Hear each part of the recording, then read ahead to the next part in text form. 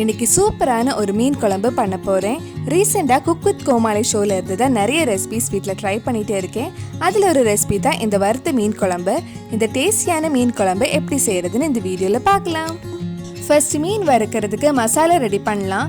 அதுக்கு 1/2 டீஸ்பூன் மஞ்சள் பொடி, 1/2 டீஸ்பூன் நல்ல மிளகு பொடி, 1/2 டீஸ்பூன் மிளகாய் பொடி, தேவையான அளவு உப்பு, 1 டீஸ்பூன் இஞ்சி பூண்டு பேஸ்ட், கடைசியாக கொஞ்சமாக எலுமிச்சம் பழம் ஜூஸ் எடுத்திருக்கேன்.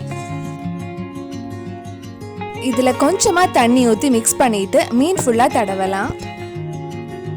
இதுக்கு 1/2 கிலோ மீன் எடுத்திருக்கேன். நீங்கள் உங்கள் மீன் அளவுக்கு ஏற்ற மாதிரி மிளகாய் பொடி நல்ல மிளகு பொடி போட்டுக்கோங்க. மசாலா எல்லாம் மீன் ஃபுல்லாக தடவி ஒரு 20 இல்லைன்னா அரை மணி நேரம் ஊற வச்சுருங்க. மீனில் மசாலா எல்லாம் நல்லா ஊறதுக்குள்ளே நம்ம மீன் குழம்பு ரெடி பண்ணி வைக்கலாம். ஃபர்ஸ்ட் மீன் குழம்புக்கு கொஞ்சமாக புளி எடுத்து கொஞ்சம் தண்ணியில் ஊற வச்சுருக்கேன். எப்போதுமே மண் சட்டியில் மீன் குழம்பு வைக்கிறது தான் டேஸ்ட்டாக இருக்கும். நான் மண் சட்டியில் கொஞ்சமாக எண்ணெய் ஊற்றி 1/2 டீஸ்பூன் சோம்பு, 1/4 டீஸ்பூன் வெந்தயம் போட்டிருக்கேன். இதில் கொஞ்சம் கருவேப்பிலை போட்டு 1 கப் சின்ன உள்ளி வதக்கலாம். நான் டேஸ்ட்காக சின்ன உள்ளி மட்டும்தான் எடுத்திருக்கேன். நீங்கள் தேவைப்பட்டால் பெரிய வெங்காயம் கூட யூஸ் பண்ணிக்கலாம். இதுக்கு முன்னாடி நம்ம சேனலில் குக் வித் கோமாளி ஷோவில் இருந்து நிறைய ரெசிபீஸ் பண்ணியிருந்தேன். அந்த வீடியோஸ் எல்லாம் நீங்கள் இன்னும் பார்க்கலன்னா அதோட லிங்க் கீழே டிஸ்கிரிப்ஷனில் இருக்குது. மறக்காமல் அந்த வீடியோ பாருங்கள். வெங்காயம் கொஞ்சம் சீக்கிரம் வதங்கிறதுக்கு கொஞ்சமாக உப்பு போட்டு வதக்கலாம். வெங்காயம் நல்லா வதங்கினதும் மற்ற மசாலாலாம் ஆட் பண்ணலாம். 1/2 டீஸ்பூன் மஞ்சள் பொடி, 1/2 டீஸ்பூன் நல்ல மிளகு பொடி, 1/2 டீஸ்பூன் மிளகாய் பொடி, 1 டீஸ்பூன் மல்லிப்பொடி ஆட் பண்ணியிருக்கேன். மசாலா வெங்காயம் கூட நல்லா மிக்ஸ் பண்ணலாம். மிளகாய் பொடி மல்லிப்பொடி பச்சை வாசனை போனதுக்கு அப்புறம் ஒரு தக்காளி ஆட் பண்ணி வதக்கலாம்.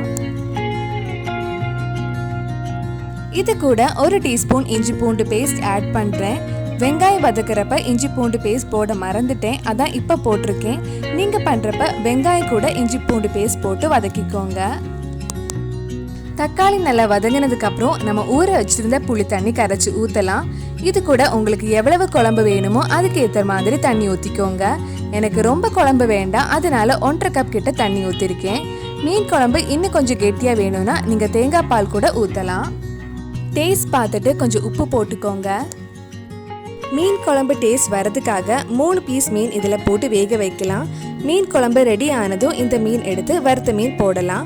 உங்களுக்கு வேணும்னா இந்த மீன் கூட வறுத்த மீன் சேர்த்து போட்டுக்கோங்க.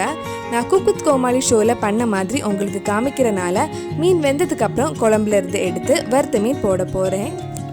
மீன் ஒரு 10 நிமிஷம் குழம்புல வேகட்டும். அதுக்குள்ளே நம்ம ஊற வச்சிருந்த மீனை ஃப்ரை பண்ணி எடுக்கலாம்.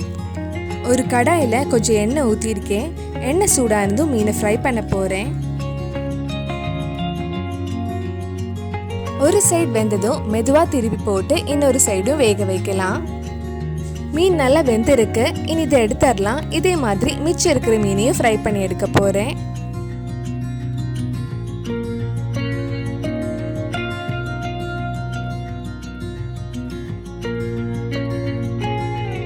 மீனெல்லாம் ஃப்ரை பண்ணியாச்சு. இப்போ குழம்பு ரெடி ஆயிருக்கும். இனி இந்த வறுத்த மீனை குழம்புல போட வேண்டியது தான். மீன் குழம்பு சூப்பராக ரெடி ஆகிருக்கு. வாசனையும் தூக்கலாக இருக்கு. இனி குழம்புல போட்ட மீனை எடுத்து மாற்றி வச்சிடலாம். இப்போ நம்ம வறுத்து வச்சுருந்த மீனை குழம்புல போட்டு 2 நிமிஷம் சிம்மில் வச்சிடலாம். நான் 1/2 கப் தண்ணி மட்டும் ஊற்றுனனால குழம்பு கொஞ்சம் வத்தி இருக்கு.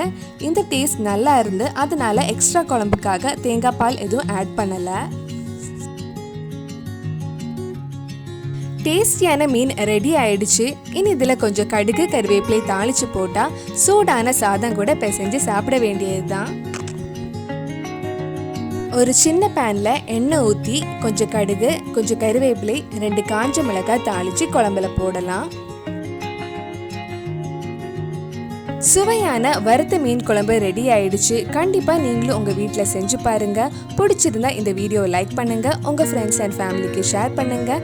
வேறு என்னெல்லாம் ரெசிபிஸ் நம்ம சேனலில் ட்ரை பண்ணலான்னு கீழே கமெண்ட் பாக்ஸில் சொல்லுங்கள். மறக்காமல் நம்ம சேனலையும் சப்ஸ்கிரைப் பண்ணிடுங்க.